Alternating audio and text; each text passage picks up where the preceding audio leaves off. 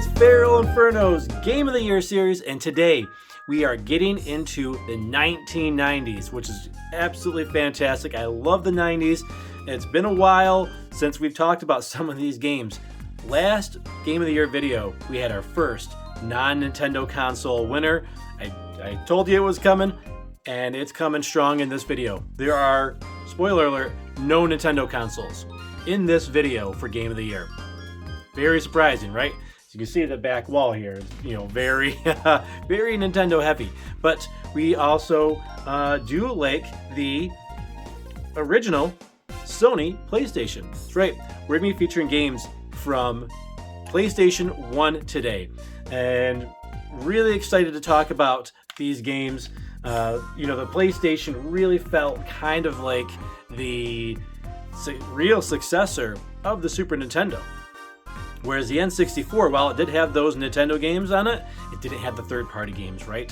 It didn't have the Mega Man, it didn't have the Castlevania, it didn't have the Final Fantasies, right? It didn't have those third-party games that we all, learned to love. We love those Nintendo games too, right? But we also love those third-party games that were on the Nintendo systems. So a lot of those jump ship to Sony PlayStation, and we're going to be talking about 3 very special games that jumped ship from Nintendo to Sony PlayStation in these years. 2001. This was a very large game, and by large, I mean it was large. It was a massive quest. It was on PlayStation 1, of course. We're talking about PlayStation games today. And it was on not 1, not 2, not even 3 discs. It spanned 4 discs, this game. It was amazing. I couldn't believe, I was like, a 4-disc game? How long is this game? And it was. This game was packed with content. And it was the last of its series on the PlayStation 1, and it really went out with a bang. And it was Return to the Crystals. Of course, we're talking about Final Fantasy IX. Oh man, Final Fantasy IX. What a great game. This is a favorite for those who have played it. A lot of people will call this their favorite Final Fantasy game, Final Fantasy IX. Yeah, and I can definitely see why that is. A lot of great characters. We see some of them right here on the cover as well. We got Zidane, who was very reminiscent of Locke from Final Fantasy VI. He was a thief class when he was the main character of the game. We also have Dagger here as well, / Garnet. She had 2 names. We won't go too far into that though, but she was our, essentially our white wizard, white mage, had the white magic. We had Vivi, who had the black magic. Awesome character. I loved Vivi. He was a cute little black mage character. Your typical, black mage character. With the hat and everything and the blue coat. But man, what a cool little guy. I thought he was gonna be very generic, but no, he had a lot of character and very wonderful story. Probably my favorite story out of all the characters in Final Fantasy IX. We had Steiner, who the big knight here. When the joke was, when it came out, we saw the graphics, like, oh man, he looks kind of goofy looking. When he was a goofy dude. We called him Big Knight, so like Big Bird, Big Knight. It's because it just looks so silly. It was quite a departure from where Final Fantasy 7 and 8 had been. So it was like, oh, who was that guy? We have Amaranth here, a little bit of a lesser character in the game. Didn't play too much of a role. Kind of surprising they put him on the cover, but he was cool. He kind of had more of the monk class. I think he was like an assassin, if I remember correctly. It's been a long time since we played Final Fantasy IX. Man, he was cool too. All the characters were. We also had a few others that aren't on the cover here. We got another shot of Amaranth on the back here too. They really featured him on this artwork here. On the case. Very surprising. We also had, her name was Eiko. She was the summoner of the game. We also had Freya, who was our Dragoon, which was interesting. Usually it's kind of like when you have a Dragoon type of character, they're kind of got some type of dragon kind of theme to them, but it was like a humanoid rat character. Really, really interesting. And then Kina, I don't know how to say her name, but very interesting, like chef character. It was kind of like that unique Kate Sith Gao type of character in Final Fantasy IX.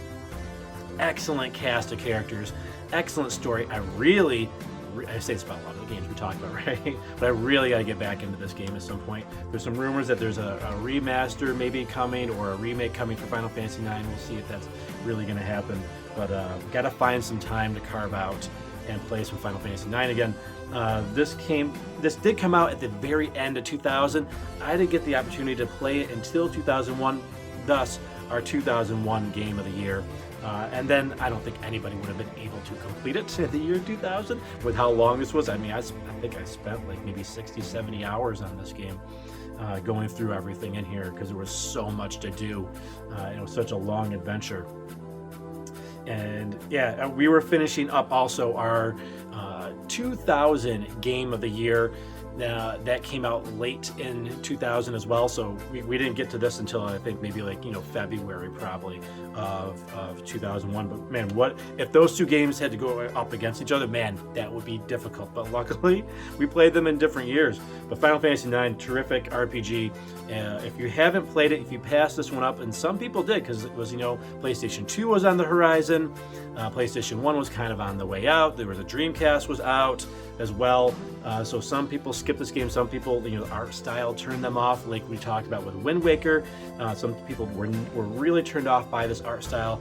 Don't let it turn you off. It's a wonderful art style. The best graphics out of any of the three main Final Fantasies on the PlayStation 1.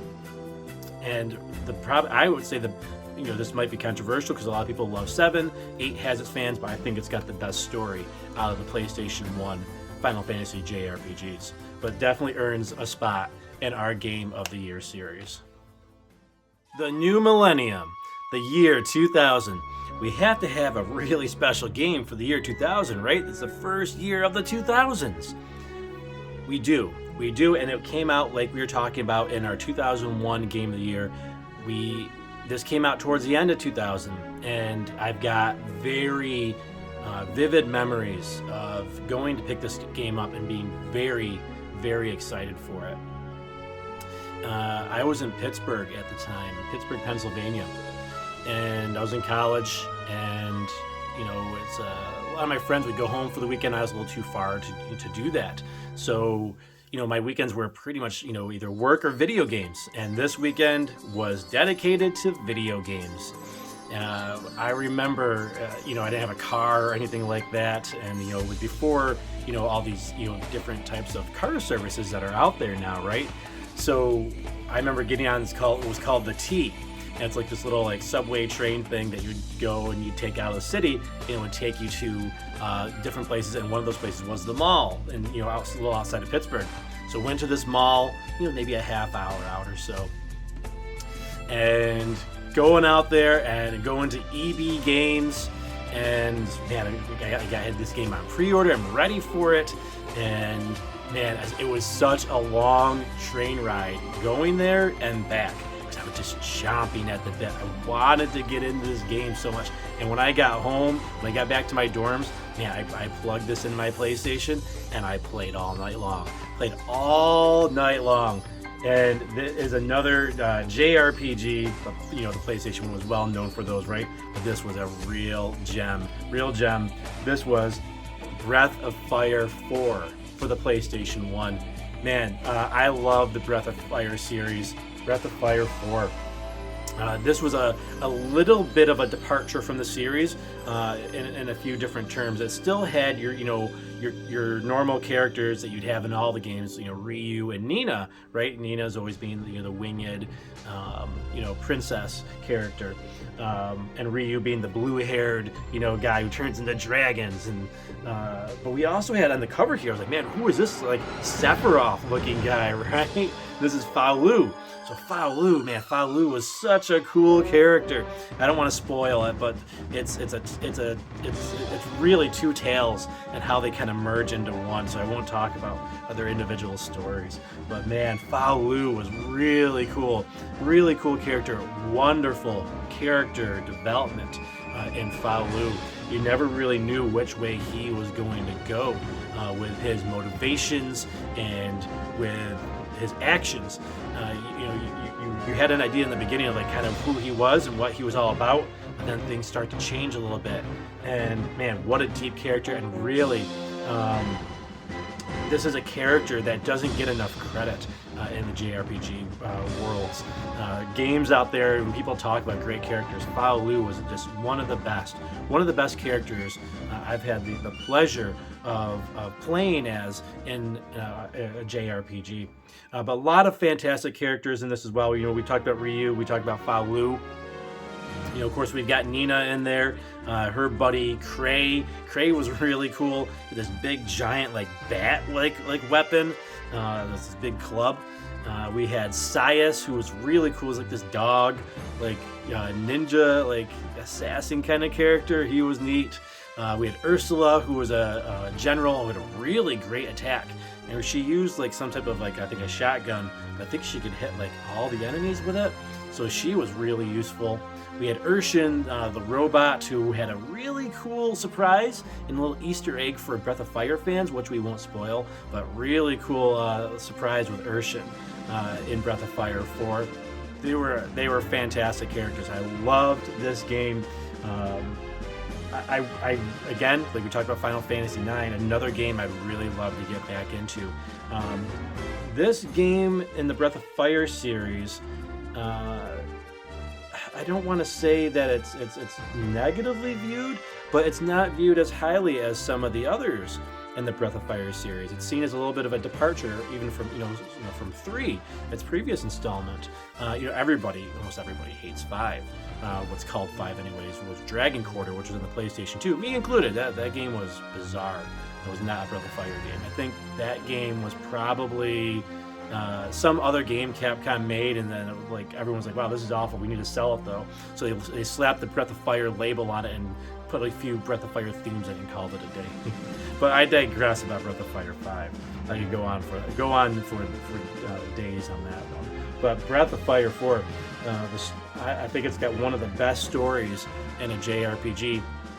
The only bummer with it is that it feels like that there should have been a direct sequel to this story. When you're watching the ending, which we won't spoil, but like they allude to like maybe the story was going to continue a little bit, and then we never got anything. So, and I don't remember too much of what that entailed. It's been quite a while since we played through Breath of Fire 4, but I really love the story.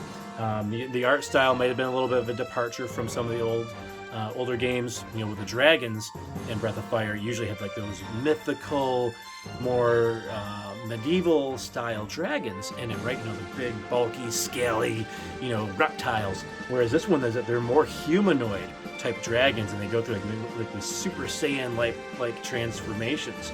But they're insanely powerful dragon transformations, and I really enjoyed them more than I thought I would, because I was a little turned off myself with how the dragons looked initially. Man, really cool, unique JRPG, and a very unique entry into for the Breath of Fire series.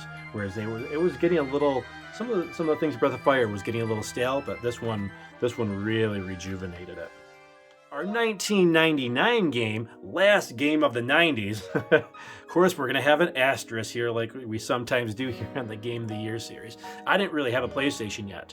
I had gotten an N64 for that generation to start with, and got a PlayStation later on. But my brother had gotten a PlayStation for Christmas one year, and he had a few games, and this game I got to play through him actually. So he let me borrow his PlayStation this year in 1999, and he let me borrow this game, for maybe a month. I got to play through it, which was really cool of him. And that game is, we're staying with the Breath of Fire series, Breath of Fire 3. Wow, Breath of Fire back to back. We haven't talked about this at all in the Game of the Year series, but now we got them back to back. Breath of Fire 3 was fantastic. Really good, just like Breath of Fire 4. I will say though, and when it comes to cover art, Breath of Fire 3 is a little lacking. I love the fire, don't get me wrong. I'm FeralInferno, right? I gotta love the fire. It's fire and a sword, but it's a little dull. It's a little dull, right? Especially compared to when I saw what the Japanese version looked like. Wow, that was a cool cover. But that's okay. It's just a cover for the game. What's in the game that's important. But yeah, a lot of great characters in this one as well. You know, again, like we talked about Breath of Fire 4, Ryu and Nina, always.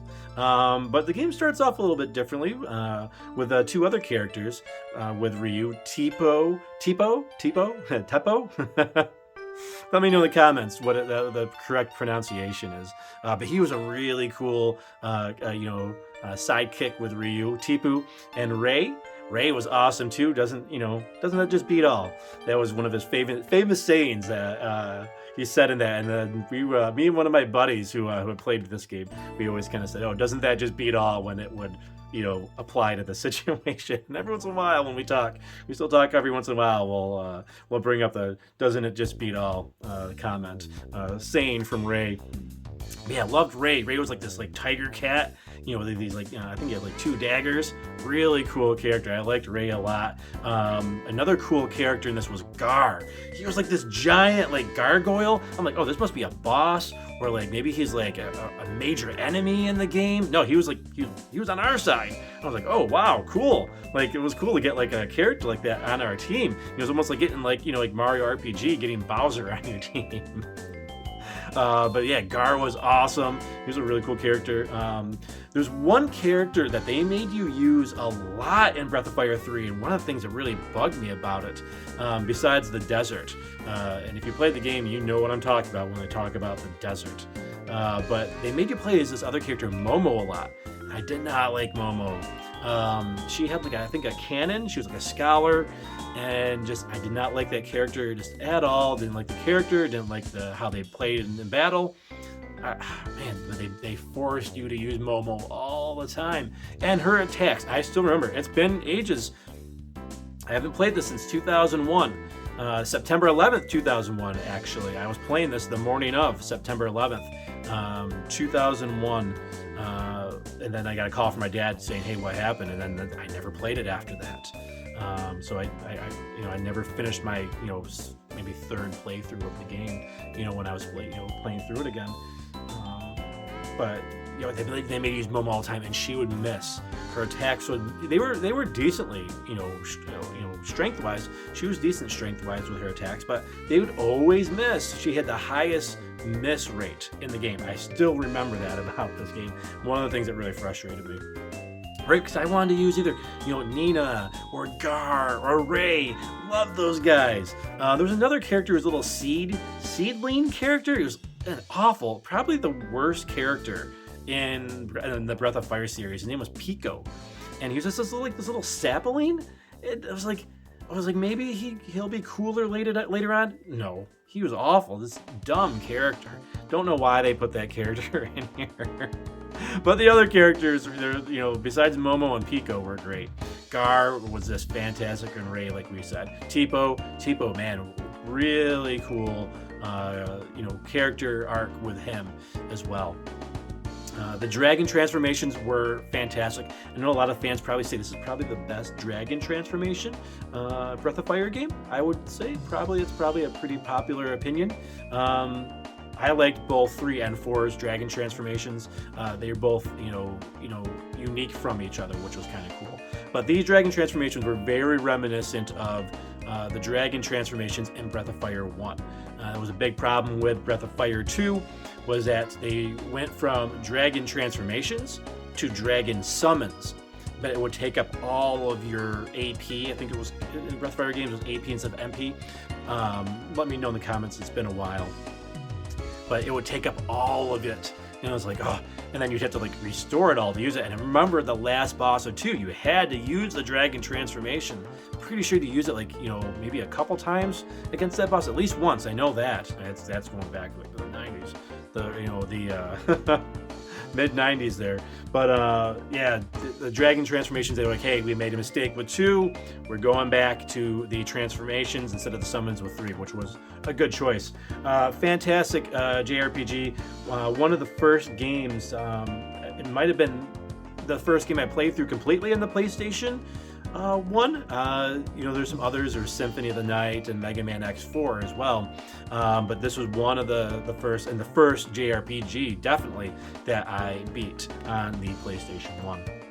So yeah, that was our Games of the Year for 1999, 2000, In 2001, it was very PlayStation heavy. It was very JRPG heavy. It was very Breath of Fire heavy. Wait, hey, we gotta have some fire in here. It's the FeralInferno show, right? But yeah, these were fantastic JRPGs, fantastic games on the PlayStation. Some of the games that really got me hooked into the PlayStation, and the kind of like, hey, maybe I can have two consoles, you know, have a Nintendo and have a Sony, right? So it was one of those times where it really started to branch out a little bit away from Nintendo. Still loved my Nintendo games, but you know, I did like, you know, going back to these old franchises that I learned to love on the NES and SNES. Now, like we do for all Game of the Year videos, that we have multiple years in them, we have to pick a Game of the Year if all these games came out in the same year. So we've got a lot of great games to choose from, and this is a hard choice, right? We've got, you know, all these 2 Breath of Fire games and Final Fantasy IX. What do we go with? Especially with a Breath of Fire game going up against another Breath of Fire game as well. So we are going to stick with Breath of Fire, and the game of these years, if they all went up against each other, would be Breath of Fire 4. You know, it was a little bit of a tough decision also, wasn't it? Because I was really psyched for this game, and it delivered. It delivered on the hype, and it doesn't always happen for me with our, you know, these games that you have a lot of hype for. There's a particular JRPG for the PlayStation 1 that I was super hyped for, and which I actually ultimately bought the console for right before I left for Pittsburgh, and that game let me down. But Breath of Fire 4 did not let me down. This game was a great you know, game for me on, you know, some weekends where my buddies were out of town, and it was a long adventure. I loved the dynamic between Ryu and Fa Lu, and if you had to play any of these games, play them all, but if you had to pick one of them, definitely play Breath of Fire 4. Don't sleep on this game. A lot of people slept on Breath of Fire 4, and they shouldn't have. It's a fantastic experience. You'll really enjoy it. You know, Breath of Fire games can be a little grindy. They're all a little grindy, you know, as a lot of JRPGs are. But this one wasn't too bad with the grind. I remember this one was kind of nice. And another thing that we didn't mention, and when we were talking about, was this is one of the games, the first JRPGs that I can remember where you could swap out your party members in battle. And that was fantastic. That was a great mechanic that they introduced to this game. And if you took advantage of it, you could really kind of, you know, get some combos going with your battle system. Fantastic JRPG, Breath of Fire 4. Definitely give it a shot. You won't regret it. Fantastic game. Love this game. And yeah, really got to get back into it at some point. Thanks, everybody. You know, it was a very, like I said, heavy in the PlayStation and JRPGs, but that will be changing in the next video. We will be having some different types of games, a lot of different genres actually, looking at the next few years that we're going to be looking at. So look forward to that. Thanks again, everybody, and we'll see you on the next one. Take care.